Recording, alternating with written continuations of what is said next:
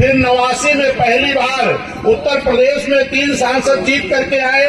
बिजनौर से बहन कुमारी मायावती जी, पंजाब से हरभजन सिंह लाखा जी, आजमगढ़ से रामकृष्ण यादव जी। और जब माननीय कांसी राम साहब ने बहन जी से कहा कि अब पार्लियामेंट तब तक नहीं चलनी चाहिए जब तक ये पिछड़ों का मंडल कमीशन लागू नहीं हो जाता। माननीय कांसी राम साहब वोट क्लब बोर्ड पर रैली करना शुरू किए।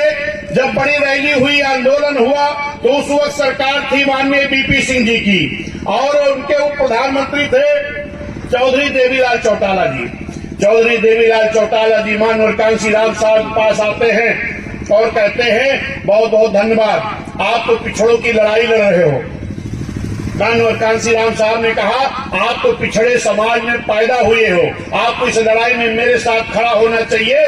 चौधरी देवीलाल जी ने कहा अगर मैं आपकी लड़ाई में खड़ा हो गया तो कहीं ऐसा ना हो कि राजा बीपी सिंह हमको प्रधानमंत्री की कुर्सी से हटा दे। माननीय कांसी राम साहब ने कहा अगर पिछड़े होके पिछड़ों के साथ नहीं खड़े होंगे तब भी आप इन कुर्सियों से हट जाओगे। जब ये बात चौधरी देवीलाल जी सुने, उन्होंने कहा भी हम दिल्ली में पहुंच करके एक प्रेस कॉन्फ्रेंस करेंगे। ये बात जब बीपी सिंह जी को खबर लगी तो उन्होंने माननीय कांसी राम साहब मान्य बहन जी को बुलाया कि अपना आंदोलन बंद करो, जो आपकी मांग है वो हम पूरा करने के लिए तैयार हैं। ये मेरे सम्मानित साथियों, उसी वक्त उस बीपी सिंह सरकार को ये भारतीय जनता पार्टी का भी समर्थन था।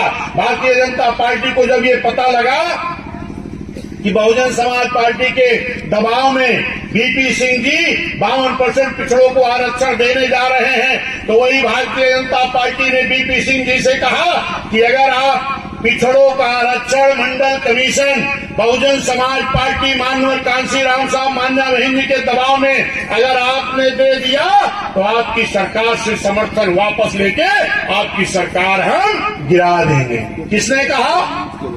किसने कहा? भाजपा के लोगों ने। ये कौन सी भाजपा? वही भाजपा जिस भाजपा को आज नादानी के नाते, ना समझी के नाते हमारा पिछड़ा समाज अपने कंधे पर लेकर के ढो रहा है।